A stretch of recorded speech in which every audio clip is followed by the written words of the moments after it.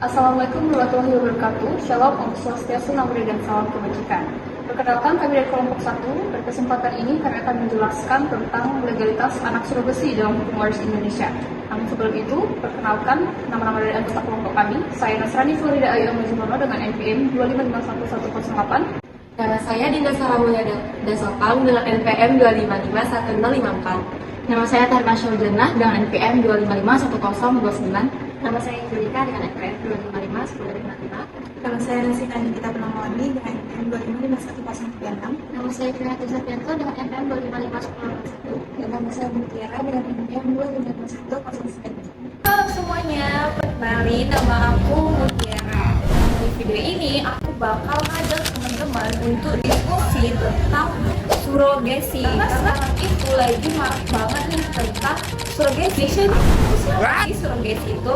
Nah, jadi aku udah ngajak teman-teman hukum untuk diskusi tentang surogasi. Yuk ikut aku.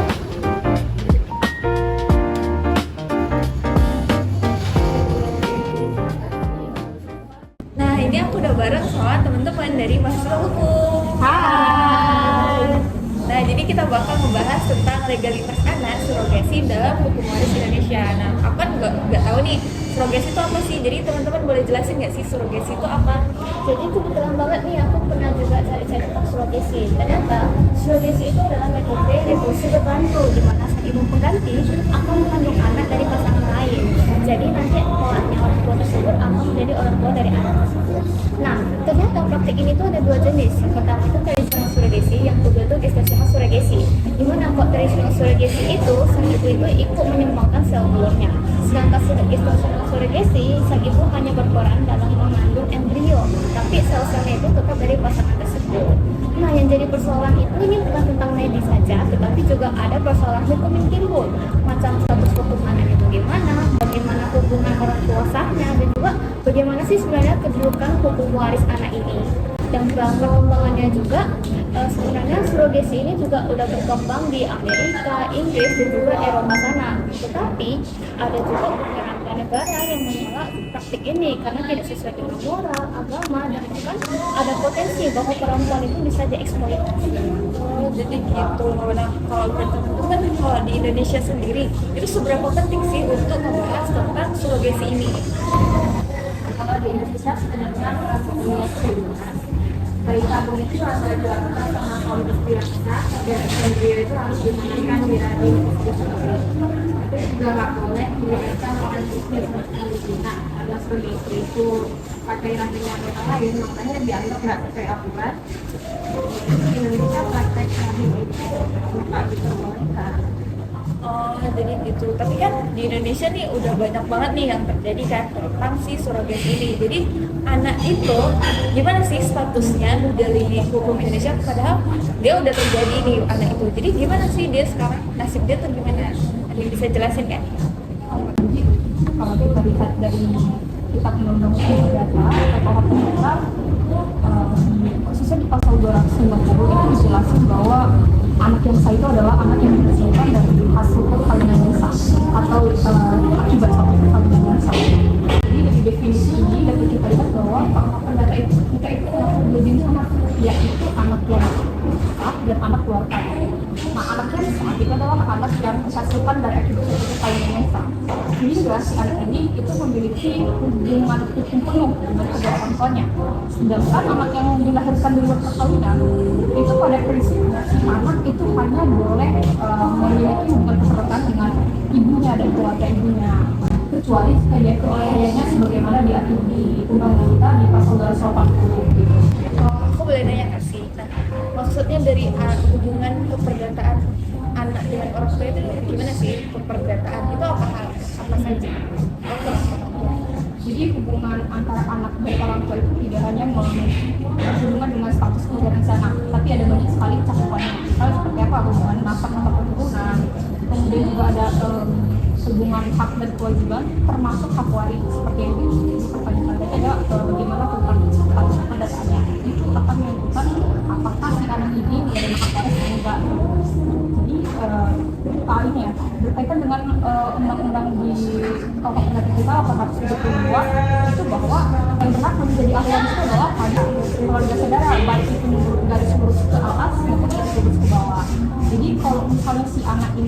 tidak jelas status keperdataannya, si anak ini berpotensi dan kehilangan hak warisnya. Namun juga kemudian itu kan di KUH Perdata. Kalau kita lihat di Undang-Undang Nomor 1 Tahun 1994 tentang perkawinan, sebagaimana telah diubah di Undang-Undang Nomor 16 Tahun 2019 tentang perkawinan, di pasal 42 itu dijelaskan lagi bahwa anak yang sah itu adalah anak yang dihasilkan dari satu perkawinan yang sah. Kemudian di pasal 43 F1 itu awalnya hanya ngatur bahwa si anak yang dihasilkan dari perkawinan hanya boleh memperoleh hak keperdatan dengan ibunya dan keluarga ibunya. Tapi ini mengalami perkembangan setelah adanya putusan Mahkamah Konstitusi, yakni putusan MK nomor 46 dari PUU nomor 8 tahun 2010. Dia memperluas tentang definisi dari perdata ini, yakni si anak itu juga dapat memperoleh hubungan keperdataan dengan ayah biologisnya, yaitu dengan cara misalnya seperti apa, pembuktian DNA. Jadi kalau kita lihat sekarang ini bahwa hukum Indonesia ini lebih ke memperluas perolehan hak anak secara berseluruh. Kemudian kalau kita lihat nih di kasus surogasi kan, nah kalau di kasus surogasi ini terdapat dua jenis kemungkinan ibu, yakni ibu yang mengandung dan melahirkan dan juga ibu biologis yang mengembangkan ovunya. Nah, di Indonesia sendiri yang masih berpegang pada prinsip hukum tradisional, ada satu asas dikenal, yakni mater serta S. Itu adalah asas yang mengatakan bahwa ibu itu adalah ibu yang mengandung dan melahirkan. Sehingga kalau kita ke dalam kasus ini bahwa yang diakui ternyata ibu yang mengandung dan melahirkan, bukan ibu biologisnya. Sehingga ada masalahnya lagi bahwa apakah status anak ini anak yang sah atau anak juga perkawinan. Sehingga hubungan keperdataannya nggak jelas lagi seperti itu. Jadi di Indonesia ini kita ketahui bahwa peraturannya itu masih kurang. Betul. Dari ibunya, dari anaknya. Betul. Nah, kan berarti di Indonesia itu kekosongan dari hukum maupun dari anak ataupun dari ibunya itu masih bingung banget nih di Indonesia ya kan. Benar. Jadi kalau dari ibunya sendiri itu gimana sih penentuan statusnya? Nah, untuk penentuan status hukum anak hasil surogasi ini sebenarnya jadi perdebatan sih, karena kan di hukum Indonesia itu belum ngejelasin dan belum ditetapkan hukum yang sebenarnya itu gimana untuk hasil anak surogasi ini. Nah, yang pertama itu dari perspektif hukum perdata ya, ibu yang diakui secara umum pada umumnya adalah perempuan yang melahirkan. Jadi ibu biologis yang menyumbangkan ovum, status keibuannya secara hukum belum tentu otomatis melekat pada anaknya. Namun kalau misalnya kita ngomongin tentang administrasi, itu seperti akta kelahiran, pembuatan akta kelahiran itu menuliskan ibu yang melahirkan. Jadi nggak langsung otomatis karena si ibu biologisnya ini menyumbangkan sel ovum, sel telur itu nggak langsung dia yang menjadi ibunya di akta kelahiran. Dalam praktiknya sih seperti itu. Nah, tapi kalau misalnya di sisi lain nih muncul kan perdebatan lagi, kan yang menyumbangkan sel telur dan ovum itu kan termasuk ibu biologis juga, apalagi mereka dari suami istri yang sah. Nah, secara biologis sih emang mereka itu punya adalah ikatan darah gitu kan sama anak tersebut. Tapi kondisi ini menimbulkan pertanyaan mengenai siapa sih sebenarnya kedudukan hukum yang ibu sebenarnya, karena kan di Indonesia sebenarnya emang belum mengatur hukum secara tetapnya. Jadi untuk status anak ya, pencatatan sipilnya ya tetap ibu yang melahirkan. Namun hak perwalian, hubungan keperdataan antara anak dengan para pihak itu belum jelas sih diatur dalam hukum Indonesia. Jadi anaknya pun masih bingung ya, ini mau kandungnya yang mana sih? Benar. Tapi kalau misalnya secara praktik sih di administrasinya ya akta kelahirannya tetap ibu yang melahirkan gitu. Oh, jadi gitu. Nah, kalau misalnya masalah waris nih, kan anaknya bingung nih, ini orang tuanya siapa sih yang sebenarnya? Kalau dari peraturan tadi kan bilangnya bahwa ibu yang melahirkan, Iya. Tapi kan dia dari sel telurnya itu sebenarnya dari orang yang menyewa. Iya. Nah, jadi untuk waris hak dari anak ini untuk mendapatkan waris itu dari mana sih? Sementara dia masih bingung nih orang tuanya gimana? Karena surogasi ini belum diakui dalam hukum Indonesia ya, jadi status hukum anak yang lahir dari surogasi itu belum jelas. Jadi kalau misalnya mereka mau memiliki kewarisan yang jelas. Misalnya si orang tua biologis yang dari suami istri yang sah itu mau mewarisi ke harta ke anaknya, lebih baik untuk melindungi hak-hak anaknya biar jelas itu melalui wasiat, hibah atau penetapan pengadilan aja. Gitu sih. Jadi kalau misalnya ada nggak sih aturan yang mengatur tentang warisan dari surogasi ini? Nah, seperti teman-teman saya tadi jelasin ya, bilang kalau hukum di Indonesia itu kan gimana kasus ini ibu pengganti ini itu kan belum jelas, belum diperbolehkan ya. Nah, tapi ada aturan mengenai tentang teknologi reproduksi dalam undang-undang kesehatan itu menyatakan bahwa pembuahan hanya boleh dilakukan sel telur, penggunaan sel telur dan sperma itu dilakukan oleh sepasang suami istri yang sah, dan embrionya itu harus ditanamin di istri yang sah juga. Nah, karena itu kalau anak ini lahir dari ibu pengganti tersebut, maka status hukum anak itu jadi nggak jelas kan, dan akibatnya muncullah banyak pertanyaan tentang siapa yang dianggap sebagai orang tua yang sah dan bagaimana nanti hak waris anak tersebut.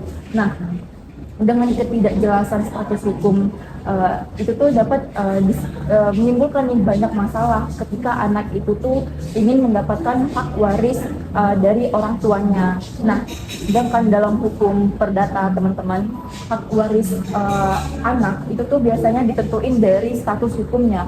Kalau anak ini diakui secara sah yang lahir dari perkawinan yang sah juga, maka ya seperti anak-anak yang lain ini juga memiliki hak waris yang sama gitu loh, dan nggak perlu dipertanyakan lagi lah hak warisnya ini bagaimana. Sedangkan beda nih dengan anak yang nggak jelas statusnya, yang tidak jelas bagaimana statusnya, jadi banyak dalam kondisi tertentu anak itu bisa mengalami kesulitan untuk mendapati hak warisnya dari orang tua biologis itu bagaimana gitu loh. Nah, jadi permasalahannya itu dalam kasus ibu pengganti ini tuh bukan hanya kelahiran anak tersebut aja, tetapi juga soal kepastian hukum mengenai siapa sebenarnya orang tua yang sah, dan kepastian status hukum ini juga itu menentukan hak-hak anak ini kemudian hari bagaimana, dan juga termasuk hak untuk anak ini mendapatkan warisan seperti itu. Jadi untuk anaknya ini kayak sedih gitu ya, masih statusnya juga jelas nih, orang tuanya yang mana, habis itu hak warisnya itu gimana. Nah, kalau menurut teman-teman tuh ada nggak sih dampak negatif yang akan dialami oleh anaknya karena si anak ini udah lahir tapi dia belum ada kepastian nih dengan hukum, gimana kepastian dia sebagai anak? Kira-kira dari teman-teman ada nggak? Ada. Jadi kalau misalnya buat dampak ini pasti ada krisis identitasnya, karena kan regulasi ini belum disahkan, apalagi di bagian administrasi nanti si anak ini akan sulit mendapatkan akte kelahirannya baik di bidang pendidikan ataupun kesehatannya. Terus juga akan menyebabkan trauma kepada anak, karena kan anak ini tidak memiliki krisis identitasnya, dan lalu dia akan kehilangan warisan ataupun harta dari ayah biologisnya, serta nanti kalau misalnya ini dibawa ke pengadilan dia tidak ada kedudukan hukumnya seperti itu. Jadi gitu. Nah, jadi udah dijelasin nih sama teman-teman bahwa praktik surogasi itu banyak banget kekosongannya atau kesenjangannya. Nah, ini aku juga ada buka di KUHP pasal 1320 itu ngejelasin kalau untuk membuat suatu perjanjian itu harus ada sebab yang tidak terlarang. Nah, maksudnya kan kita tahu bahwa kalau surogasi itu ada suatu hal yang diperjualbelikan, yaitu rahim. Nah, seperti yang kita ketahui bahwa rahim itu kan bukan suatu objek yang bisa dijadikan untuk komersial. Jadi sebenarnya berarti kalau surogasi itu merupakan hal yang ilegal ya untuk sekarang. Nah, jadi makanya di Indonesia itu masih banyak banget, walaupun banyak praktik seperti itu, tapi belum ada status yang pas untuk diketahui nih bahwa dia ini ilegal atau legal sih, bagus atau enggak sih dari kegiatan ini. Nah, dari teman-teman ada nggak rekomendasi hal apa yang harus dilakukan untuk Indonesia dalam sistem surrogasi ini? Kalau menurut kami ya Kak, untuk rekomendasinya ini akan pembuatan undang-undang tentang surrogasi, tapi dia itu harus juga di bawah pengawasan dan ada beberapa syaratnya. Syaratnya itu misalnya surrogasi ini diperuntukkan untuk pasangan yang tidak bisa hamil, jadi bisa menggunakan surrogasi ini, dan alasan medis lainnya. Terus juga tidak memungkinkan hamil secara alami, dan dia itu tidak diperbolehkan untuk komersial secara bebas.